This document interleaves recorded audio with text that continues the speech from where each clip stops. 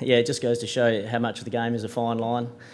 Yeah, nicking that first one, I was just hoping and praying it was going to fall short, and thankfully it did. But yeah, as I said, it's just a fine line. A foot more and I would have been gone for a first ball duck. But as it turns out, I'm still there at the stumps, which is a nice feeling. James. Mike, you seem to have a particular relish in attacking grounds while it's almost preconceived. How far do you think you're along with that project? Were you impressed by the way that he didn't sort of disintegrate under that? No, it wasn't a preconceived idea. No, it's a pretty good pitch. It's not the odd one's sort of spinning for the bowler, and there's probably a small margin for error here at the Gabba for the spinners in particular. So I thought he actually pulled it back really well and bowled quite well towards the end of his spell, particularly well to Brad Haddon. But certainly it wasn't a preconceived plan or anything by myself to try and attack him. But I think the first one that I hit over the top, I wanted to use my feet, but I was probably beaten in flight and just sort of went through with it, and thankfully it came out of the middle of the bat. Mike, there were times when it looked like, in recent years, it looked like your game had almost been gripped by paralysis. But you played great freedom out there today. What's changed in the way that you're playing? Nothing's really changed at all, really. I guess just keep trying to stick to what I know works for me.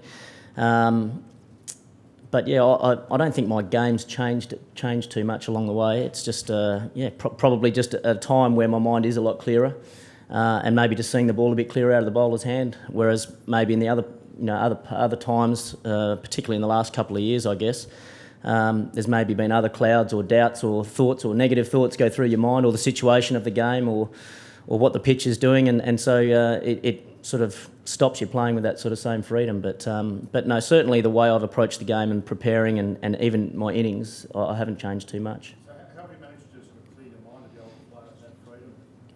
Well, I don't know. It's just, I guess, probably through experience, knowing that you have done it before and believing in that you can do it again. But it's not to say if they bowled really tightly again tomorrow that it might be a sort of struggle to score as well. So I don't know. It's just batting. It's bloody hard work at times. But thankfully today I was able to get some out of the middle and get us into a position where the game's probably right in the line at the moment. Jamie. Mike, did you feel as though after those wickets fell, you and Brad had sort of taken this into your way now from them? No, not really. I think we had to battle pretty hard throughout that partnership. Brad in particular, he probably playing against his natural instincts, was quite... They bowled very well to him. But we managed to get a good partnership, but it's probably not even half of what we require. We've got a really hard work first thing tomorrow morning. The second new ball, it's going to be a real challenging time in the game, and whoever can wrestle the initiative is going to be in a good place, or a good position in the game. So it's going to be a great first session tomorrow. I think in that partnership you had with Michael Clark, that 4-ball run was seemingly the only time you ran anything more than a single. Was that because Michael was struggling with his back out there? No, he wasn't mentioning anything about his back to me out there. I think they had a period where they bowled particularly well. Anderson got the ball to move a fair bit. Finn had a bit of a hot streak there as well. So it was just a difficult period, and we nearly got through it. Unfortunately, Pup got a little inside edge on that one and was out. But no, I just think England are allowed to have a time when they bowled well. They got a good partnership going with the ball, and unfortunately, as our partnership, we just couldn't quite get through that. But yeah, it was a good hard battle of Test cricket there throughout the middle of the day. Mike, this is a group of English bowlers now are all in their own way trying to prove themselves in Australian conditions. Overall, were you impressed by what you saw and experienced from them today? Yeah, I thought they stuck at their task very well. As I mentioned, there's quite a small margin for error, really. If we know the conditions here very well. I thought as a group they stuck at their task very well, and the game's really interestingly poised. It's pretty tight. It's probably 50-50 at the moment, and the first probably hour or 2 hours tomorrow it's going to be interesting to see what happens. But that's going to be it might be the pivotal point of the match. Mike, Peter Sibley yesterday and you today, two players who weren't 100% sure to be playing in this game. The selectors deserve a pat on the back already, don't they? Well, I think in the lead-up there was plenty of speculation, but for me I was trying to block out as much as I possibly could and just concentrate on preparing and playing well for WA. But until you are named in that final 11 players, you're still a bit nervous, and I felt like I was playing well enough to be in the team, but until you're actually named in that team, you just don't know. So I was very happy to be, first of all, named in the team. But I think getting 100 down in Melbourne last week it gave me a boost of confidence that I needed to prove to myself again that I could score, a big score with the red ball. I'd sort of done it reasonably consistently with the one-day cricket, but not as consistently as I would have liked with the red ball. A nip and tuck was a phrase used when Stephen Finn was in here just now. Is this first 2 days showing how tight you think this series is going to be? Yeah, definitely. I think both teams respect each other very highly, and and I think we are very close. It's going to come down to those pivotal moments in the game. Might be one ball or one diving catch or something. I think it is that close. But all I know from our camp, I obviously don't know what's going on in their camp, but from our point of view, we're right up for the battle. We're right up for the challenge. And tomorrow morning's going to be it's going to be great cricket to watch, I think. Stephen? Oh, yeah, we've got so long ago now. You mentioned that it wasn't a premeditated assault on Swan, but it seems you came out deliberately to be assertive, Mike. Is that so? Oh, I want it to be positive, definitely. I do get myself into trouble if I get a bit tentative and a bit negative, and I think Graham is an outstanding bowler when he's allowed to bowl and get into a real good groove, which I think he did find in the probably the second half of his spell. He did find a very nice groove and bowled particularly well. So I guess my plan was to try and be positive, try and use my feet, and at least get him thinking about something a bit different. But as I said, I thought he bowled pretty well. There were some comments about from Greg Chappell last week where he urged you, certainly in the media, to play positively, and he suggested that becomes harder the older that you get. Did Greg speak to you directly about that? And do you accept that the older you get, the harder it becomes to sort of play eventually? Oh, it's probably up to the individual how they handle it. It's a difficult one to answer. Greg didn't speak to me directly, but certainly the coach, Tim Nielsen, has spoken to me about, just being positive, being confident, and because the coach knows me quite well and knows that I can struggle if I'm too tentative. So, it's certainly a goal, but if the ball's not in the right spot, obviously it's pretty hard to be quite assertive. But I don't know. As I said, I'm just trying to keep my mind as clear as possible and just see the ball and then let instincts take over. And it's quite a good pitch out there, so it's a good pitch to play shots if the ball's in the right spot. Did you make a conscious effort to mainly play backward shots? Because a lot of your runs are scored square with hardly any drives. Having seen how the pitch played and other people getting out and driving?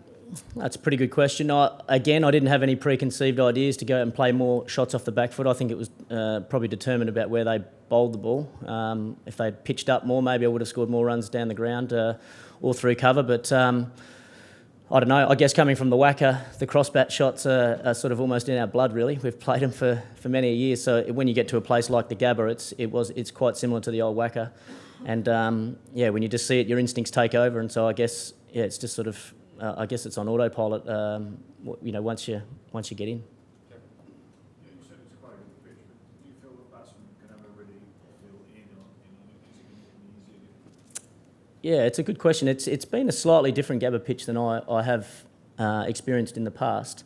I think, but having said that, I think it's a fantastic cricket pitch. I think if the bowlers get in the right areas, there's definitely enough there for them. But having said that, if there is a small margin for error as well, if you miss your areas, then you can score quite quickly, as it sort of showed today with quite a few boundaries scored. So I think it's a great test pitch because there is a little bit in it for everyone. James Anderson struggled when he came down here 4 years ago. Do you think he's a much better bowler now? And if so, would he be more players? I think he's definitely a better bowler. I've only sort of seen him obviously for one day. It's going to be over the course of the series, but I think he's just more experienced, really. He knows his game very well now, and I think he probably trusts his game a lot more than he did the last time that he was here. So just having that experience of being here before, and you can't really buy experience, I guess. James also tried to engage in a little bit of chat at some stage during the day. As he always does. And you obviously declined. Did you just sense that was a little bit of frustration, just building there with England and a sign that you were doing a good job? Not really. He's generally trying to chirp away at something, whether he's going well or the team's sort of battling away. But I must admit I couldn't exactly hear what he was saying. It must be that broad Lancastrian accent. I couldn't quite understand what he was saying. Jim, I guess over the last period of time, like you've been plagued with batting collapses, and I know you said it was something that you'd really spoken about leading into the series. Was there anything out of those talks that sort of helped you today yourself? Like, I guess there was, 4 for 40 odd that felt. No, not really. I guess it's part of the game, really. We're trying not to lose wickets in clumps, but I think England had a very good period with the ball there where we did lose a couple of wickets in a row, but, it was a little bit unlucky as well. Ricky caught down the leg sides, a little bit unlucky. And then they sort of got a bit of confidence from that. It's certainly a goal of ours. When we have struggled, we have lost clumps of wickets, so it is a goal to get a new partnership going. But I guess it's still a work in progress. We're still going to concentrate on it, but hopefully we can do it better in the future. Last to Ben and Will.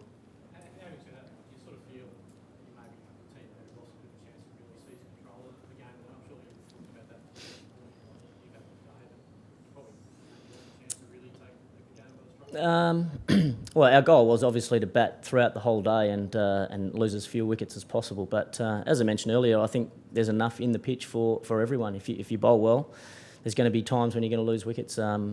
So although the game is 50-50 at the moment, obviously we'd love to be only 2 or 3 down and about their same as them score-wise. But, we've already mentioned the two teams are very tight. It's going to ebb and flow throughout the whole test match, I think. And because of the conditions, I think there's going to be enough in it for everyone that it could ebb and flow throughout the whole 5 days.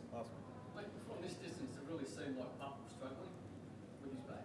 Was that the impression you got from him? No, well, as I said, he didn't mention anything to me at all. And he was running fine. He said, I'm right to back up. I think he's obviously been a bit sore leading into the game, and he's very diligent with all his rehab and physio and things like that. So he's got it to the best he possibly can. And to be frank, we need him. This is the Ashes. It's the biggest series of our lives. We need him. He's one of the best batsmen in the country. We definitely need him in the batting order. His experience and his batsmanship skills. We have to have him. I don't know if he's exactly 100% fit, but whatever he is, he's a very, very important member of the team.